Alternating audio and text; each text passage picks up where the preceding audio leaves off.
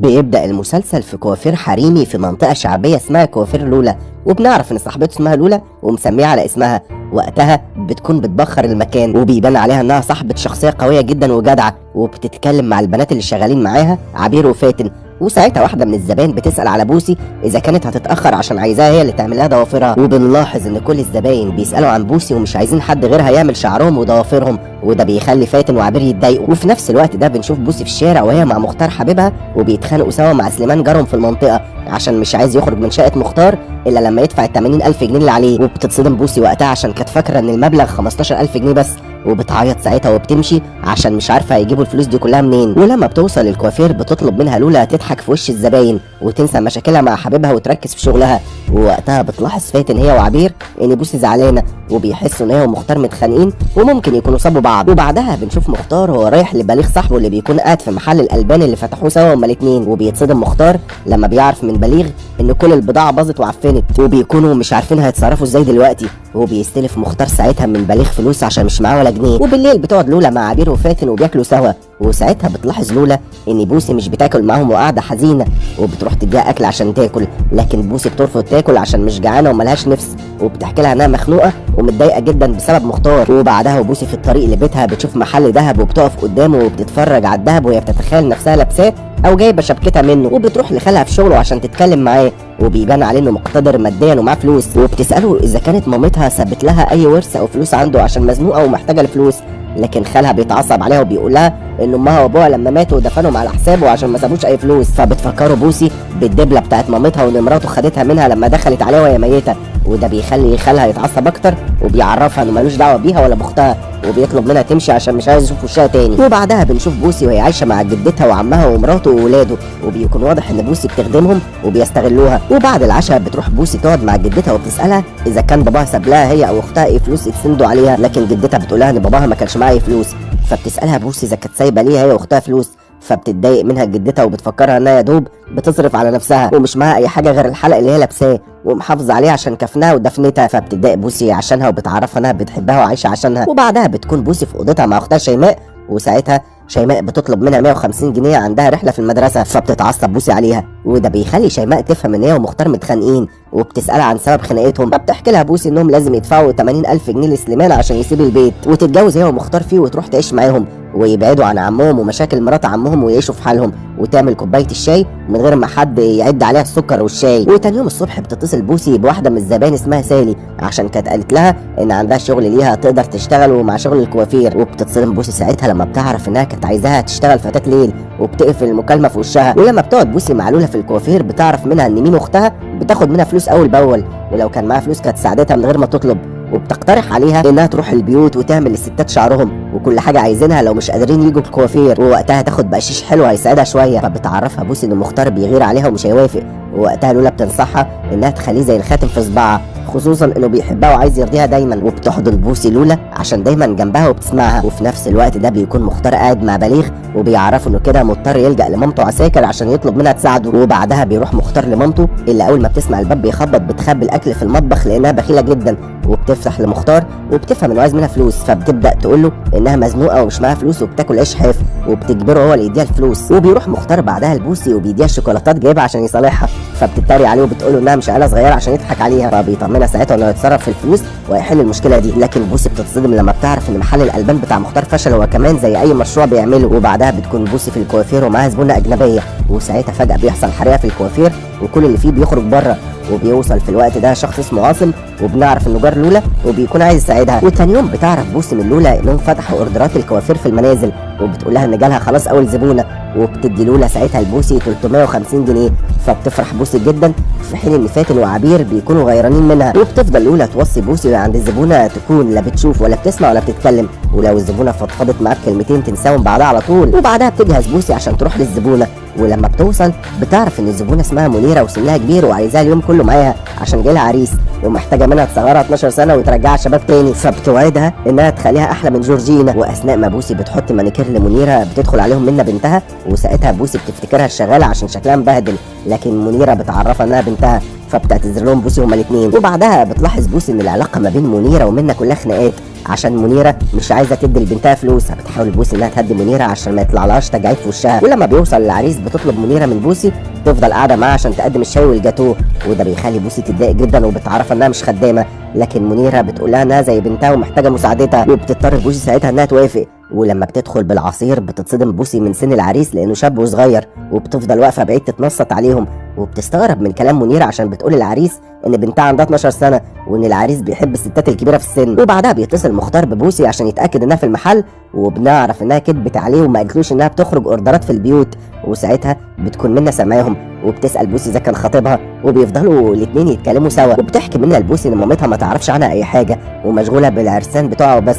ووقتها بتدخل عليهم منيره عشان تخلي بوسي تحط لها روج بدل اللي اتمسح، فبتترجاها بوسي انها تديها حسابها عشان لازم تمشي لانها اتاخرت. فبتطلب منها منيره تغسل الكوبايات وتعمل شاي وهتسيبها تمشي على طول.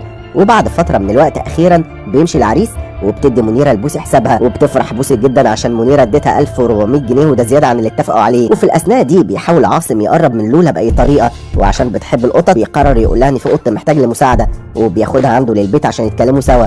وبيعرف منها ساعتها ان في حد من البنات اللي شغالين معاه بيسرقها، فبينصحها عاصم انها تواجههم وتعرف مين فيهم اللي بيسرق، لكن لولا بترفض الفكره دي. وبعدها بتتفاجئ لولا في فاتن جايه لها وبتقول لها ان منيره الزبونه اتصلت بيها اكتر من 20 مره وعايزاها ضروري حالا. فبترد عليها لولا وبتصدمها انها بتقول لها ان بوسي طلعت حراميه وسرقت الخلخال الذهب بتاعها، وبتهددها انها لو ما رجعتوش بكره الصبح هتقفل لهم الكوافير كله. وتاني يوم الصبح بياخد مختار بوسي عشان يوريها المشروع الجديد بتاعه، وبنعرف انه فتح مطعم هو بليغ، وبيقول لها انه حاسس ان المشروع ده هيكون وش السعد عليهم. وبتكون بوسي هي كمان حاسه نفس الاحساس. ولما بتروح بوسي للكوافير بتلاحظ ان عبير وفاتن بيتكلموا عليها، وبتتفاجئ ساعتها انهم بيتهموها بسرقه منيره، وبتتصدم وبتعيط عشان ما سرقتش حاجه ومحدش مصدقها. فبتتكلم معاها لولا وبتعرفها انها لو ما كانتش بتثق فيها ما كانتش ودتها للزباين في البيوت، ولو مظلومه ربنا هينصرها. وبعدها بتروح لولا مع بوسي لبيت مدام تهاني الزبونه عشان طلبت حد يروح لها بسرعه. ووقتها بتحس بوسي ان لولا راحت معاها عشان خايفه منها ومش واثقه فيها، لكن لولا بتعرفها انها لو خايفه منها ومش واثقه فيها زي ما بتقول كانت طردتها من المحل. ولما بيوصلوا لبيت تهاني الزبونه بيلاقوها بتعيط وحزينه، وبتحكي لهم ان جوزها بيخونها مع عيله صغيره وساب لها البيت ومشي. فبتقرر لولا تدلعها وتعمل لها نيو لوك جديد عشان تخلي جوزها يتقهر، وبتشغل اغاني هي وبوسي وبيرقصوا عشان يفرفشوا تهاني ويخلوها تضحك، وبيصبغوا لها شعرها وبيحطوا لها مونيكير. وبتقرر لولا انها تختار كمان لبس حلو لتهاني عشان تلبسه لجوزها، لكن لولا وبوسي بيتصدموا من لبس تهاني عشان كله شكله وحش. وبعدها بتفتكر لولا اللي حصل معاها من جوزها، وانها كانت السبب في ان محل الكوافير بتاعه يكبر ويبقى اشهر مسيو في القاهره كلها، واستحملت انه مش بيخالف كمان، وفي النهايه راح اتجوز عليها بنت صغيره ويوم فرحه مات. فبتتضايق بوسي عشانها وبتحاول تواسيها وتضحكها، وبينزلوا بعدها هما الثلاثه لمحل لبس عشان يشتروا لتهاني لبس جديد. ولما بيرجعوا للبيت بيتصدموا ان زوج تهاني رجع وبيخونها مع جارتها كمان، مش مع بنت صغيره زي ما كانت تهاني شاكه. وفي الطريق بتدي لولا لبوسي حسابها واللي بيكون 1000 جنيه، ووقتها بوسي بتفرح جدا وبتحس انها كده قربت شويه من ال80 باكو. وفي الاثناء دي بتجهز فاتن وبتحط مكياج عشان تحضر افتتاح محل مختار، لانها عايزه تروح تتفرج عليه وتكون جنب مختار، وبنفهم من كلامها وطريقتها انها بتحبه ومعجبه بيه. وفي نفس اللحظه دي بيجي مختار وبيسال عن بوسي، وبتتعمد فاتن ساعتها انها تقول ان بوسي بتطلع اوردرات للبيوت، وده بيخلي مختار يتضايق جدا ويتعصب. وبعدها بيكون مختار في افتتاح المحل بتاعه، وبتيجي فاتن وبترقص معاه قدام الكل. وفي نفس الوقت ده بتوصل بوسي للافتتاح وبتتصدم لما بتشوف مختار وفاتن بيرقصوا سوا، فبتشد مختار بعيد عشان تتكلم معاه وبتساله ازاي واقف يرقص مع فاتن الحقوده الصفراء، لكن مختار ساعتها بيعرفها انه عارف انها بتطلع اوردرات في البيوت وكدبت عليه، فبتحاول تفهمه انها بتعمل كده عشان تساعده في تجميع 80 باكو. ووقتها بيتعصب مختار اكتر وبيقول لبوسي انه مش عايزها تشتغل تاني خالص وتختار ما بينه وما بين الشغل عند لولا، وبيسيبها وبيمشي وبيرجع للافتتاح. لكن بوسي مش بتسكت وبتروح لفاتن عشان تضربها. وتاني يوم الصبح ما بتروحش بوسي للكوافير وبتكون محتاره تعمل ايه وتتصرف ازاي، فبتقترح عليها شيماء اختها انها تقول للولا انها لقيتها تعبانه وسخنه وهتوديها للمستشفى. وفعلا بوسي بتعمل كده وبتسمع كلام شيماء. وبعدها بتروح بوسي تقابل مختار وبيطلب منها ساعتها تشتغل معاه في المطعم بتاعه بدل شغلها عند لولا، لكن بوسي بتكون مش عايزه تسيب لولا عشان جدع معاها وما تستاهلش منها كده، وبتحاول تقنع مختار يوافق يسيبها تكمل شغلها في الكوافير، لكنه بيصر على رايه. وفي الاثناء دي في الكوافير فجاه بيهجم 3 رجاله على المحل وبيقفلوا الباب وبيسالوا عن سعادات، ووقتها بنعرف ان سعادات هي فاتن ودول اهلها وبيدوروا عليها عشان هربت. ولانهم صعايده فعايزين يوصلوا لها باي طريقه، وبيهددوا لولا وعبير وبيخوفوهم. وساعتها بتكون فاتن مستخبيه في الاوضه اللي فوق وخايفه ومرعوبه. وشويه وبيجي عاصم للمحل عشان لولا، فبيخليها واحد من اهل فاتن تفتح الباب وتكلمه. وبتحاول لولا تقول لعاصم انها مخطوفه عشان يساعدهم، لكنه مش بيفهمها وبيفتكرها بتقول له انها مخطوفه عشان حبها، وبيفرح جدا وبيمشي عشان يجيب المأذون.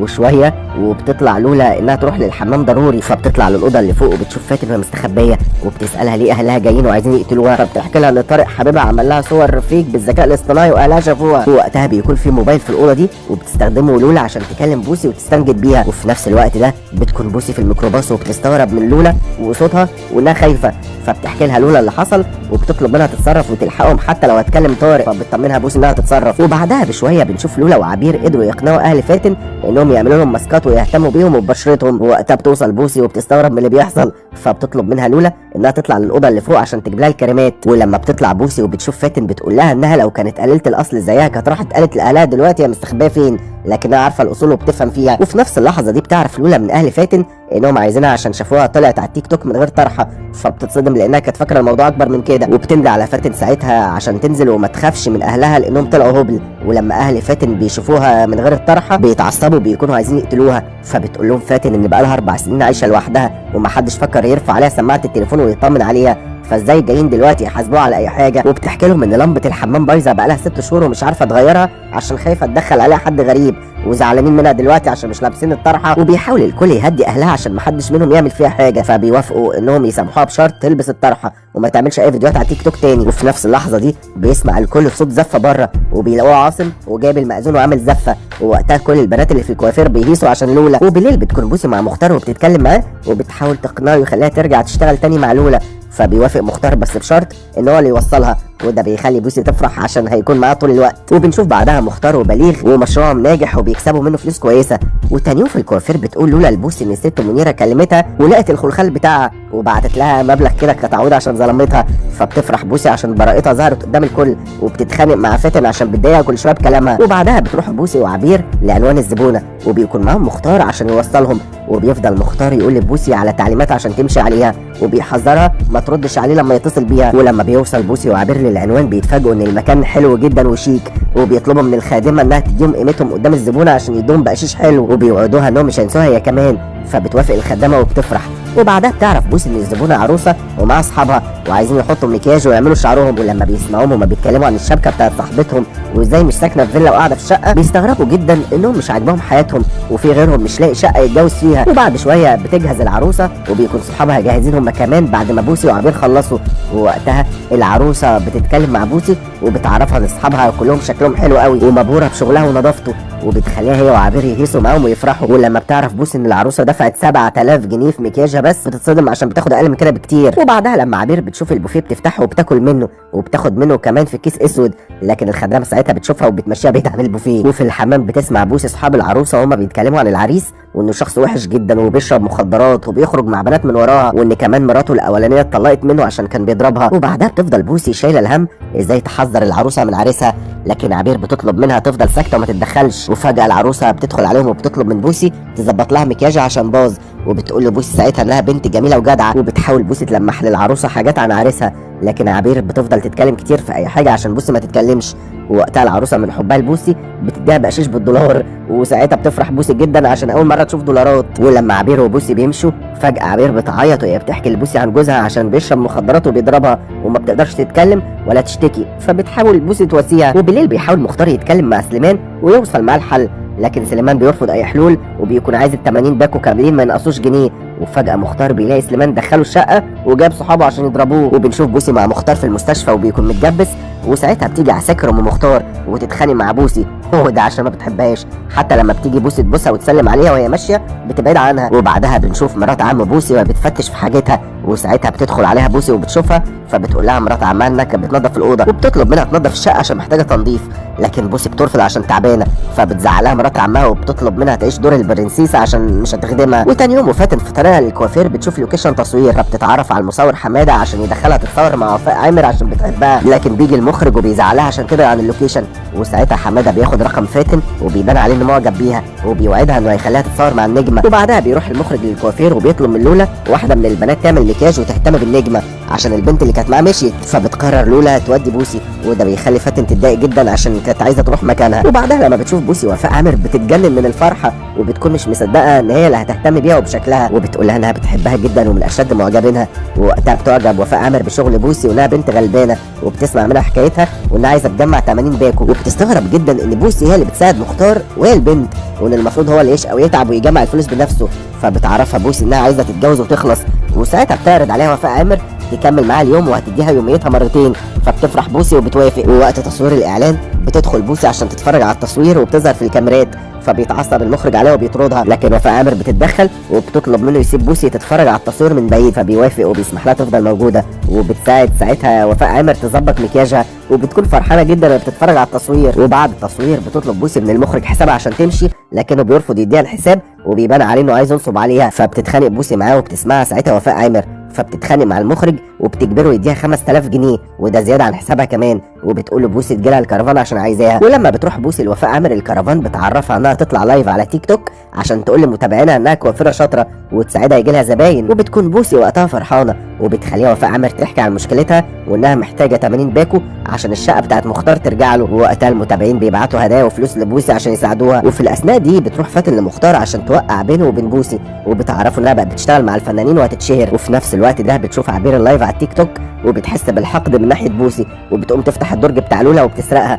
وساعتها لولا بترجع للكوافير وبتشوف عبير من غير ما تحس بيها، وبتقعد قدامها وبتطلب منها ترجع اللي اخدته. فبتتخض عبير وبتصدم، وبتحاول تمثل انها مش فاهمه لولا بتتكلم عن ايه، لكن لولا بتمسك شنطه عبير عشان تفتشها وساعتها بتلاقي الفلوس. وبتنهار عبير وبتفضل تعيط وبتكون مش عارفه ازاي تدافع عن نفسها، وبتعاتبها لولا عشان سرقتها وهي مش مخليها محتاجه حاجه وبتقدرها، وفي النهايه خانت العيش والملح. وتاني يوم الصبح بتكون فاتن قاعده مع بليغ ومعاها البطه الذكيه بتاعتها عشان تقعدها مع البط بتاع بليغ، وبيبان على بليغ انه معجب بفاتن وعايزها تفضل قاعده معاه وما تروحش للشغل. وفي الكوافير بنشوف عبير لسه شغاله مع لولا، وبنعرف ان لولا سامحتها. وفي نفس الوقت ده بتتفاجئ لولا باختها ميمي داخله عليها، وبتفرح جدا اول ما بتشوفها وبتقعد معاها تهتم بيها وبضوافرها وشعرها. وبتعرف منها لولا ان بنتها ليلى هتتجوز، وبتطلب منها تضمنها وتساعدها عشان جابت جهاز بنتها بالقسط. فبتوافق لولا وبتعرفها ان ليلى زي بنتها في عينيها وهتعملها كل اللي هي عايزاه. وفي الاثناء دي بتروح بوسه لزبونه اسمها مي لسه راجعه من امريكا وعايزه بوسي تصبغ لها الباروكه بتاعتها. فبتستغرب بوسي وبتسالها هي ليه هتصبغ الباروكه بدل شعرها، وساعتها بتفاجئها مي انها ما عندهاش شعر للاسف عشان مريضه سرطان وعايزه تصبغ الباروكه وتظبطها عشان هتقابل حبيبها النهارده. فبتتصدم بوسي وعينيها بتدمع وبتكون مش عارفه تتمالك اعصابها، وبتطلب من مي انها تدخل الحمام. وبعدها بشويه بتقعد بوسي مع مي وبتسالها حبيبها قال لها ايه لما عرف انها مريضه بالسرطان. فبتقول لها مي انه قال لها انه مش هيسيبها ابدا وهيفضل جنبها ومعاها حتى مش عايزه تلبس باروكه، لكنها خايفه من نظرات الناس ليها. وبعد ما بتحط مي مكياج بيعجبها شكلها وبتشكر بوسي عشان شاطره، وبتعرفها انها قررت ما تلبسش الباروكه خلاص. وفي نفس الوقت ده بتدخل عليهم مامة مي وبتزعل بنتها عشان الفستان اللي هتلبسه قصير جدا، وبتحاسب بوسي وبتديها فلوسها، وبتعرفها انها سمعتها وبتتكلم مع مي ولازم تخلي حبيبها يخطبها في اسرع وقت عشان ما ينفعش تمشي معاه وهي مش لابسه دبله في ايديها. وبعدها بنشوف سليمان وهو بيدي للشيف شريك مختار وبليغ كيس فيه لحمه وبيطلب منه يطبخها له، فبيوافق الشيف. وبالليل بتروح بوسي المختار وبتجيب له اكل عشان ياكله لانه لسه تعبان وما بينزلش من البيت، وبتقرر تتكلم معاه بصراحه وانه لازم يخطبها عشان مش عايزه حد يتكلم عليها تاني وعايزه تتخطب زي البنات اللي حواليها وتفرح زيهم. لكن مختار بيعرفها انهم محتاجين الفلوس اللي محوشينها دي عشان يجمعوا فلوس سليمان ومش وقته خالص يجيبوا دبل ويعملوا خطوبه. فبتتضايق بوسي وبتقول له انه لو ما خطبهاش رسمي هتسيبه. وبعدها في المطعم فجاه مختار وبليغ بيلاقوا البلديه والشرطه داخلين عليهم وبيكشفوا على اللحمه اللي عندهم، وساعتها بيمسكوا كيس اللحمه اللي جابه سليمان وبنعرف انها لحمه فاسده والمطعم بيتشمع وبيتقفل وبياخدوا منه كل حاجه. وبيكون مختار وبليغ والشيف مصدومين عشان شقة عمرهم بيتهدوا قدام عينيهم. وبعدها بنشوف لولا وهي مسافره عشان تعمل عمره وبتودع بوسي وبتوصيها على المحل وبتديها المفاتيح عشان هي الوحيده اللي هتقدر تستأمنها على حاجتها، وبتوعدها انها تجيب لها بطانيه ومفارش وهي راجعه. فبتطمنها بوسي ان المحل في عينيها. وبيكون مختار ساعتها قاعد مع ساكر مامته عشان يعرفها انه قرر يخطب بوسي، فبتتصل مع ساكر عشان مش بتحب بوسي، لكن وقتها مختار بيعرفها انه بيحب بوسي ومش هيتجوز غيرها. وتاني يوم الصبح بتروح بوسي لعساكر زي ما طلب منها مختار وبتكون جايبه لها معاها شويه فاكهه طازه، وبتعرفها انها جايبه معاها عدتها عشان تهتم بيها وتزقها. فبتستقبلها عساكر غصب عنها وبعد ما بوسي بتهتم بيها وبتحط لها مونيكير بتتفاجئ ان عساكر جابت كل جيرانها عشان بوسي تعمل لهم ماسكات وصبغه، وبتبقى بوسي مش ملاحقه عليهم، واللي بيخلص منهم بيروح يحاسب عساكر وهي اللي بتجمع الفلوس. وبعد ما بيمشي الكل عساكر بتخلي بوسي تنظف لها البيت وتكنسه وتمسحه، وبتدخل المطبخ تطبخ لها وتجهز لها الاكل، وكمان بتخليها تغسل لها الغسيل على ايديها. وبعد كل ده بتصدم بوسي ان عساكر عايزه تديها 300 جنيه بس ومش بتديها الفلوس كلها اللي جمعتها، فبترفض بوسي انها تاخدهم وبتتضايق وبتمشي. وفي الاثناء دي في الكوافير بيجي زبونتين صحاب لعبير وفاتن اسمهم سلمى وملك، وبنلاحظ ان سلمى عايزه تقلد ملك في اي حاجه هتعملها، ولما بتتكلم فاتن مع سلمى بتعرف منها انها غيرانه من ملك عشان عمر صاحبهم خطب ملك وما خطبهاش هي. وبعدها بتكون فاتن مع ملك وبتبدا توقع بينها وبين سلمى، وبتقول لها ان سلمى عينيها على عمر خاطبها ومهتميه بيه، فبتتجنن ملك لكن فاتن بتهديها، وبتروح فاتن لسلمى وبتخليها تتكلم اكتر عن ملك وتتريق عليها كمان. وشويه وبتروح سلمى تتكلم مع ملك، وبسبب ان فاتن سخنتهم هما الاثنين على بعض ووقعتهم في بعض بيتخانقوا سوا وبيضربوا بعض بعمق لدرجه انهم بيكسروا المحل كله. ولما بترجع بوسي للمحل بتتصدم لما بتشوفه متكسر ومتبهدل، وتاني يوم الصبح بتنظف بوسي المحل هي وسماح اللي بيجيبوها تنظف. ولما بتوصل فاتن للمحل بتستغرب ان بوسي موجوده ونظفته، فبتقول لها بوسي انها في المحل من 6 الصبح، وبتعرفها انهم لازم يجمعوا فلوس من بعض عشان يشتروا مرايات جديده بدل اللي اتكسرت، لكن فاتن بترفض تشارك معاها وتديها فلوس. وبالليل بيروح مختار مع بليغ لمطرب شعبي عشان يعمل له اغنيه لانه عايز يغنيها لبوسي في خطوبتهم وعايزه يحضر الخطوبه ويفرحها. وبعدها بيكتشف مختار ان بليغ بيشتغل مع شخص اسمه كرم المأنتخ وبيديله فلوس كتير ما يعرفش مصدرها ايه، فبيقول مختار لبليغ ان دي اكيد فلوس حرام، لكن كرم المأنتخ بيعرفه ان دي تجاره وبياخد ال1000 يرجعها 5000، فبتعجب مختار الفكره وبيقرر يشغل فلوسه وفلوس بوسي اللي معاه مع كرم المأنتخ. وتاني يوم بيروح مختار لبيت بوسي مع مامته عساكر عشان يتقدم لبوسي ويخطبها زي ما طلبت منه، وساعتها مرات عم بوسي بتندع عليها عشان تقدم الشربات لعريسها، ووقتها بتتكلم مع عساكر وبتعرفها ان بوسي زي بنتها ولازم مهرها ما يقلش عن 50,000 جنيه ويجيب لها شبكه 4 غوايش وخاتم بفصين، فبياخدها مختار على قد عقلها وبيقول لها انه هيخطب بوسي دلوقتي وبعدين هيجيب لها كل اللي نفسها فيه. وساعتها بتتوتر بوسي عشان الجوازه هتبوظ بسبب خناقه جدتها مع عساكر، لان عساكر عايزاهم يجيبوا كل حاجه تخص البيت، وجدة بوسي عايزه مختار هو اللي يجيب كل حاجه، لكنهم في النهايه بيتفقوا وبيقروا الفاتحه. وبعد كام يوم بنشوف بوسي وهي في المحل بتجهز عشان خطوبتها، وبتكون لولا هي اللي بتزقها بنفسها، ووقتها بتلاحظ لولا ان في كدمات على رقبه عبير، فبتقول لها عبير وهي متضايقه انها اتخبطت في الباب، لكن بوسي بتفهم ساعتها ان زوج عبير ضربها وبتقول لها انها لازم تطلق منه، لكن لولا بتعارضها وبتعرفها ان الطلاق ده مش شيء سهل وان عبير لازم تستحمل جوزها وما تخربش على نفسها وبيتها، واكيد هي اللي بتستفز جوزها وبتعصبه. وساعتها بتكون بوسي مش مقتنعه بكلام لولا ومش عاجبها. وفي نفس الوقت ده بيكتشف بليغ ان كرم المأنتخ هرب بالفلوس وطلع نصاب وبيتصدم عشان فلوسه وفلوس مختار راحت خلاص. وفي الاثناء دي بيكون مختار عند عاصم عشان اخد بدله من بتوعه وبيجهزوا عاصم بنفسه وبيكون مبسوط عشانه، لكن مختار بيكون متضايق عشان بليغ مختفي ومش بيرد عليه. وساعتها بيكون بليغ قاعد مع فاتن وبيحكي لها اللي حصل وان كرم المأنتخ طلع نصاب ومش عارف يقول لمختار ايه، خصوصا انه كان عايز الفلوس دي عشان يعمل بيها النهارده ليله كبيره لخطوبته. ووقتها في الكوافير بيحتفل الكل ببوسي وبيشغلوا اغاني وبيرقصوا، وساعتها بوسي بتعيط من فرحتها، وبعدها بتروح عساكر للكوافير وبتصمم ان بوسي هي اللي تزوقها، فبتحاول لولا تقول لها ان النهارده خطوبه بوسي وهي العروسه وما ينفعش تسيب نفسها وتزوق حد، فبتتعصب عساكر وبتقول لها ان الكوافير بتاعه وحش. وبالليل بنشوف زفه بوسي ومختار وبيكونوا وقتها مبسوطين جدا والكل فرحان بيهم وبيزغرط لهم، وبيلبس مختار الدبله لبوسي وبيعرفها ان المنطقه كلها موجبه معاه النهارده وجابوا لهم الدي جي والانوار وكل لوازم الخطوبه. ووقتها بيفاجئ مختار بوسي انه جاب لها المطرب الشعبي اللي هي بتحبه، وساعتها بوسي بتفرح جدا وبتكون مش مصدقه. وتاني يوم الصبح بتكون بوسي مع مختار وبتعرفه انها غيرت لفه طرحتها عشانه، وبتقترح عليه يدوا الفلوس اللي هي جمعتها والفلوس اللي هو جمعها لسليمان ويحاولوا معاه تاني انه ياخدهم لحد ما يجمعوا الباقي. فبيفاجئها مختار ان ادى فلوسه وفلوسها لكرم المأنتخ عشان يشغلها، فبتتصدم بوسي ساعتها صدمه كبيره وبتتخانق معاه وبتطلب منه يرجع لها فلوسها وبتسيبه وبتمشي وبتعيط وحزينه. وبعدها في الكوافير بتقول لولا لبوسي انها تروح لعروسه عشان تعملها مكياج، وام العروسه عايزاها تهتم بالعروسه قوي عشان سمره وعايزاها تطلع احلى من اختها لان اختها كده كده حلوه، وبتقرر تخلي فاتن هي اللي تحط المكياج لاخت العروسه عشان تخليها وحشه. وبعدها وبوسي وفاتن في الطريق بتقول بوسي النصايح كلها لفاتن عشان مش عايزه مشاكل، وساعتها بيكون مختار عايز يتكلم معاها لكنها بتركب التاكسي وبتتجاهله، بس مختار بيفضل ماشي ورا التاكسي عشان يحاول يكلم بوسي وترد عليه لكنها بتفضل متجاهلاه. وبعدها بيوصل بوسي وفاتن لبيت الزباين وبتستقبلهم وقتهم والعروسه، وبتحاول بوسي تعمل ماسكات لنسمه العروسه عشان تفتح لها بشرتها، والكل بيحاول يقنعها ان لون بشرتها حلو وان السمار نص الجمال، لكنها بتعرفهم ان حماتها دايما بتتريق عليها، وبتعرفهم ان محدش فيهم فاهم هي حاسه بايه، لانها بتعاني من التنمر من ايام ما كانت في المدرسه، وعينيها ساعتها بتدمع وبتكون متاثره جدا، فبيتضايق الكل عشانها. وبعدها بشويه بتوصل حمات نسمه، واول ما بتشوف بوسي بتطلب منها تخلي نسمه حلوه ومنوره زيها، فبتقعد ام نسمه معاها وبتحاول تعقلها وتفهمها ان السمار نص الجمال، وان نسمه بنتها حلوه ومش وحشه زي ما هي شايفاها. ووقتها عبير بتوري لولا بدله الرقص اللي هي فصلتها، وبتنبهر لولا من شطاره عبير،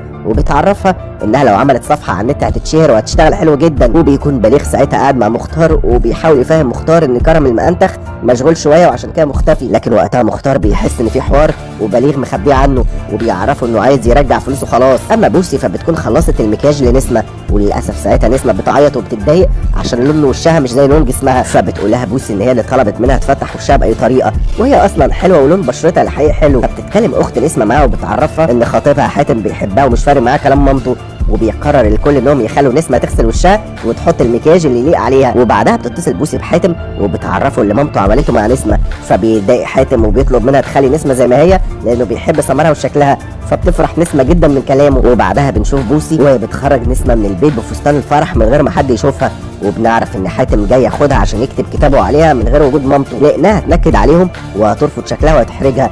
ولما بتعرف مامة حاتم اللي حصل بتتعصب جدا. وبعدها في الكوافير بتتخانق فاتن مع بوسي عشان عرفت ان حاتم العريس اداها فلوس زياده، وبتفضل تستفز في بوسي وتضايقها وبتقرب منها الولاعه لحد ما النار بتمسك في بنطلون بوسي وبيتحرق، وساعتها الكل بيتصدم وبيخاف وبيحاولوا يطفوا النار، وبتاخد بعدها بوسي حاجتها وبتمشي من الكوافير وهي منهاره وبتعيط. ولما بتشوف مختار بتتكلم معاه وهي بتعيط وبتترجاه يخلصها من حياتها دي لانها مش عايزه تشتغل في الكوافير تاني وعايزه تتجوز وتستقر، لكن مختار وقتها بيصدمها ان كرم المأنتخ طلع نصاب والفلوس راحت، فبتنهار بوسي اكتر وبتقرر تاخد منه الدبله بتاعته عشان كانوا جايبينها بفلوسها. وبتطلع لبيتها وبتخاف شيماء اختها عليها لما بتشوف بنطلونها محروق، لكن بوسي مش بترد عليها من صدمتها. وتاني يوم الصبح بتفضل بوسي نايمه في سريرها وبتتفرج على صور خطوبتها هي ومختار، وبتكون مقهوره على حظها واللي حصل لها. وساعتها بتيجي مرات عمها وبتطلب منها تصحى وتروح تشوف لها شغلانه لان البيت محتاج فلوس ومش هتاكلها هي واختها ببلاش، فبتقوم بوسي عشان تنزل تشوف هتعمل ايه. وبعدها وبوسي في الشارع بتفضل لولا تتصل بيها كتير، فبتعرفها بوسي انها مش ترجع الكوافير تاني طول ما فاتن لسه موجوده لانها كانت ممكن تقتلها امبارح او تشوهها، لكن لولا بتعرفها انها مش هتقدر تطرد فاتن عشان ملاش حد، فبتتضايق بوسي وبتقفل معاها المكالمه. وفي الوقت ده بيتخانق مختار مع بليغ عشان هو السبب في اللي حصل له، فبيسخر منه بليغ هو وبوسي، وده بيخلي مختار يتعصب عليه وبيطلب منه ما يجيبش سيره بوسي تاني، وبيلم حاجته بيعرفه انه مش هيقعد معاه تاني، وبيروح مختار بعدها لمامته عشان يقعد عندها. وبعدها بتروح بوسي لاختها شيماء عند المدرسه عشان تفطرها، وساعتها شيماء بتقترح على بوسي انها تنزل فيديو وفاء عامر اللي كانت عاملاه لها تاني لانه اكيد هيجيب مشاهدات وهيجي لها زباين. وفي نفس الوقت ده كريم مدرس شيماء بيشوف بوسي وبيبان عليه اعجابه الشديد بيها، وبيحاول يعرف منها هي لسه مخطوبه ولا فسخت خطوبتها، فبتتعصب بوسي عليه وبتطلب منه يخليه في حاله وما يتدخلش في حاجه ما تخصوش، فبيسيب رقمه معاها عشان لو شيماء احتاجت حاجه. وطبعا بوسي بتفهم انه عايز يديها رقمه عشان يتكلموا. وبعدها بنشوف بوسي وهي بتشتغل ليل نهار وبتحوش فلوس، وبتروح بعد فتره لمحل الذهب عشان تشتري الاسوره اللي نفسها فيها، وبتبيع دبلتها وبتكمل عليها بالفلوس اللي حوشتها وبتشتري الاسوره، وبتكون وقتها فرحانه جدا. بس تاني يوم بتكتشف بوسي ان مرات عمها سرقت فلوسها اللي كانت مخبياها، فبتتخانق معاها وبتطلب منها ترجع لها الفلوس اللي سرقتها، لكن ساعتها مرات عمها بتهددها انها تضربها زي ما كانت بتضربها زمان، فبتهجم بوسي عليها وبتضربها بعنف، وده بيخلي عمها يطردها من البيت. وبتتصدم جدتها عشان مش عايزه بوسي تمشي، لكن بوسي بتلم حاجتها وبتمشي، وبتطمن شيماء انها اول ما تلاقي مكان تقعد فيها تاخدها تعيش معاها. وفي الاثناء دي في محل الكوافير بنشوف عبير وهي مخليها فاتن تلبس بدل الرقص اللي هي فصلتها عشان تصورها وتنزل الصور على النت وتبيعهم، فبتنبه عليها فاتن انها مش عايزه وشها يبان، وبتطمنها عبير انها اكيد مش تعمل كده. وبعدها بنشوف بوسي وهي عند زبونه، ولما بتيجي ماشيه الزبونه بتنصب عليها وبترفض تديها حسابها وبتخلي الخدامه تطردها بره البيت، وبتفضل بوسي بعدها تلف في الشوارع مش عارفه تروح فين لحد ما بتقرر تروح لعبير عشان تتكلم معاها وتحكي لها اللي حصل، لكن عبير بيكون عايش مع اهلها واهل جوزها، ده غير جوزها اللي عينيه زايغه، فبتاخدها عبير وبينزلوا الشارع، وبتحاول تفكر مع بوسي في حل لحد ما بيجي في بال عبير فكره، وبتقول لبوسي ان عندها واحده صاحبتها قاعده لوحدها فممكن تقعد معاها. ولما بيوصلوا لبيت صاحبه عبير بتتصدم بوسي انه بيت فاتن، وبتقرر انها تمشي عشان مستحيل تكلم فاتن تاني ابدا، فبتحاول عبير تهديها وبتعرفها ان فاتن من يوم اللي حصل وهي منهاره وبتعيط، لكن بوسي وقتها بتهزق فاتن وبتزعق لها وبتقول لعبير انها ندمانه انها لجأت لها عشان تساعدها. وفي نفس اللحظه دي بتبوس فاتن راس بوسي عشان تراضيها وبتعرفها انها ندمانه وانها كانت بتهزر معاها وما كانش قصدها. وشويه وبوسي بتهدى وبتسامح فاتن. وفي الاثناء دي بيعرف مختار من شيماء ان عمها طرد بوسي من البيت، فبيروح له وبيتخانق معاه عشان رمى دم ولحمه في الشارع. وبالليل بنعرف ان بوسي قعدت مع فاتن في بيتها وبتقرر تبعت رساله لكريم مدرس شيماء. وبنشوفها تاني يوم وهي خارجه مع كريم وقاعدين في مطعم، وبيتكلم كريم مع بوسي على قد ايه هي شخصيه جميله وحنونه، وده باين من تعاملها مع شيماء. وبتحاول بوسي تتقبل كريم لكنها بتحس بملل معاه. وفي الكوافير بيحكي عبير وفاتن للولا ان بوسي اتطردت من بيت عمها وانها قاعده دلوقتي عند فاتن في البيت، وبيطلبوا من لولا تصالحها وتكلمها عشان محتاجاها دلوقتي اكتر من اي وقت. لكن لولا بترفض عشان ما حصلش حاجه تخليها تزعل وتمشي. وبعدها بتروح لولا لعاصم عشان تطمن عليه لانه مختفي بقاله فتره، وبتكتشف انه تعبان جدا فبتقرر تهتم بيه وتعمل له اكل. وبتتصل بفاتن عشان تروح تجيب اكل وطلبات لعاصم، ولما بتجهز الاكل بتقعد تاكل عاصم بايديها. بعدها بيكون مختار بيتكلم مع عبير عشان يعرف منها اي معلومه عن بوسي لانه بيدور عليها ومش عارف يوصل لها ولا بترد عليه حتى، لكن عبير مش بتقوله انها عارفه مكانها. وبالليل بتتفاجئ عبير ان جاي لها زبونتين عايزينها تفصل لهم لبس، فبتفرح جدا وبتتحمس. وفي نفس الوقت ده بتروح بوسي لزبونه اسمها سوسو وبيفتح لها ساعتها الباب شاب شكله مريب، وبتكتشف ان ليه اخين توأم شبهه بالظبط، فبتخاف وبتترعب وبتحس ان في حاجه غلط، وبتقول لهم انها تدخل الحمام. وبتتصل بفاتن وبتحكي لها اللي حصل عشان تساعدها وبتبعت لها اللوكيشن بتاعها، فبتترعب فاتن وبتحكي لولا وعبير اللي حصل، وبيتصلوا بمختار وبليغ عشان يساعدوهم. واول ما مختار بيعرف اللي حصل بيلم كل رجاله المنطقه وبيتحركوا لمكان بوسي وبيهجموا على الشقه وبيضربوا الثلاث توائم. واول ما بوسي بتسمع صوت مختار بتطلع من الحمام وبتخرج من الشقه وبتحضن لولا والبنات وهي بتترعش ومرعوبه. وتاني يوم بتلاقي عبير جوزها بيضربها بعنف عشان عارف انها بتفصل بدل الرأس ومش بتديله فلوسها. وبعدها بتلم عبير حاجتها وبتمشي. ووقتها بيروح محضر لمحل لولا وبيديها ورقه من المحكمه فيها امر تنفيذ بتسديد ديونها، فبتتصدم لولا لان الديون دي بتاعت اختها ميمي، وعشان هي ضمنتها واختها ما دفعتش فبقى مطلوب من لولا ان هي تسدد الديون كلها. وبالليل بنعرف ان عبير راحت تقعد مع فاتن وبوسي وبيفضلوا يتكلموا سوا وبيهونوا على بعض. وتاني يوم الصبح بنعرف ان بوسي رجعت تشتغل تاني مع لولا وبيكونوا سوا في المواصلات وبيفضلوا يبصوا لبعض، وساعتها لولا بتبوس راس بوسي وبتحضنها بوسي هي كمان عشان وحشتها. ووقتها بتحكي لولا لبوسي عن مشاكلها اللي بتحصل لها بسبب اختها ميمي وانها مضطره تشيل عنها وتساعدها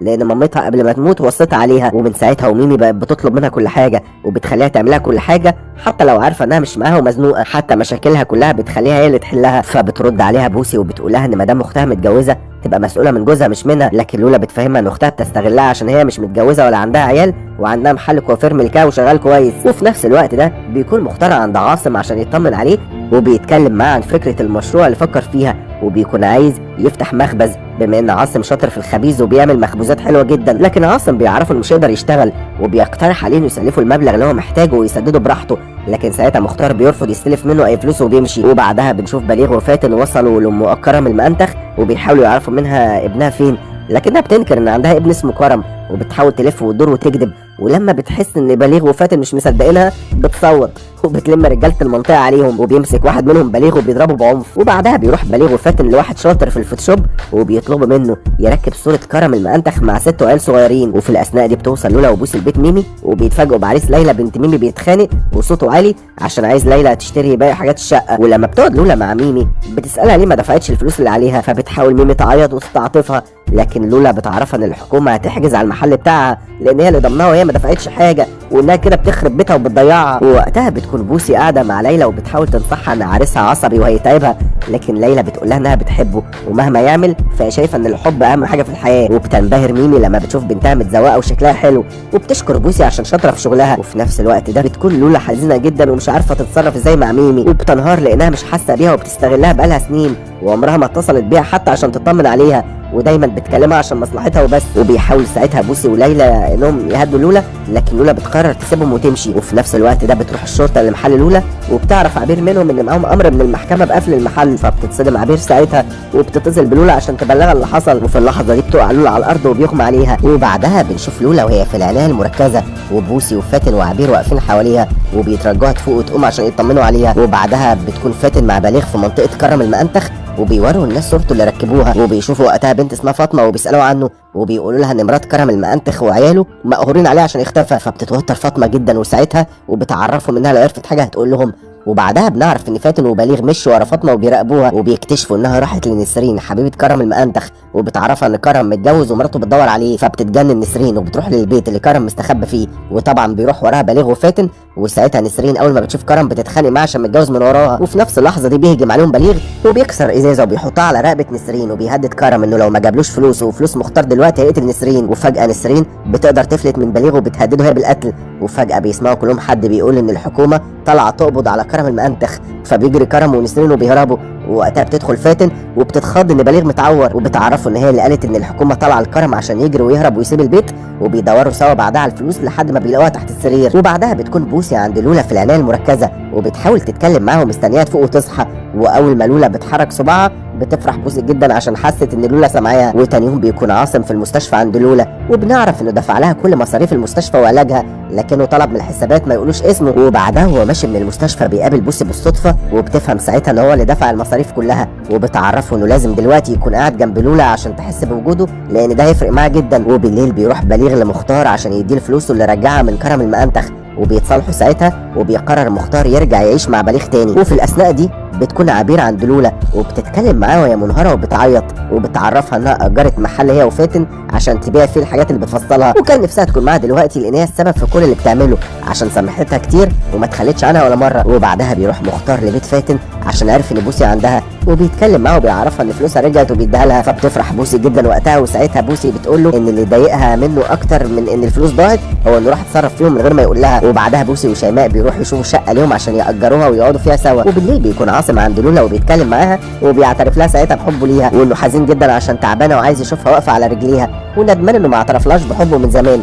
وساعتها بتكون بوسي موجوده وبتسمعه وهي فرحانه عشانهم. وشويه وبتروح الممرضه تصحي بوسي من النوم عشان لولا فاقت، فبتفرح بوسي جدا وبتجري على لولا عشان تطمن عليها. وبعدها بنشوف بوسي وهي قاعده مع لولا في بيتها بعد ما خرجت من المستشفى، وبتحكي لها عن كريم مدرس شيماء عشان قرب منها جدا وعايز ياخد خطوه جد ويخطبها. فبتقول لها لولا ان كريم ولد طيب جدا ومحترم وقمر كمان، ده غير انه بيحبها وعايز يراضيها باي طريقه، ومش كل يوم هتلاقي راجل يحبها ويشيلها في عينيه. وساعتها بوسي بتدي لولا ظرف فيه مبلغ مالي كانت محوشاه، لكن لولا بترفض تاخد منها فلوسها وبتعرفها ان معاها فلوس ومستوره. فبتقترح عليها بوسي تنزل معاها الشغل عشان بقى بيجي لها اوردرات من النت كتير، فبتعجب لولا الفكره وبتوافق. وفي نفس اللحظه دي بيخبط الباب وبيكون عاصم جاي عشان يطمن على لولا ويهتم بيها.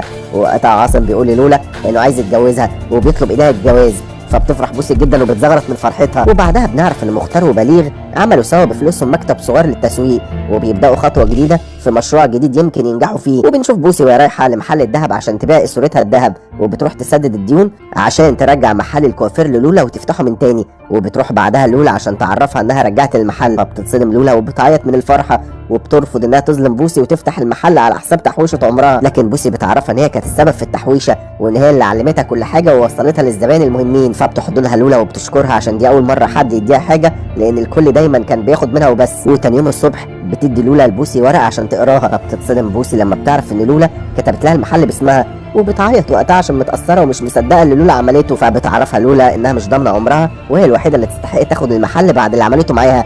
وبعدها بيروح مختار لسليمان عشان يديله 80 باكو بعد ما عرف يجمعهم، لكن سليمان بيرفض ياخدهم وبيعرفوا انه عايز 120,000 جنيه. وفي الاثناء دي بتكون لولا مع البنات في المحل وبيجهزوها عشان فرحها وبيرقصوا وبيغنوا وبيهيصوا سوا. وتاني يوم بتفاجئ بوسي اختها شيماء ان محل الكوافير بقى بتاعها والاوضه اللي فوق فرشتها وخلتها اوضه نوم عشان هيقعدوا فيها سوا.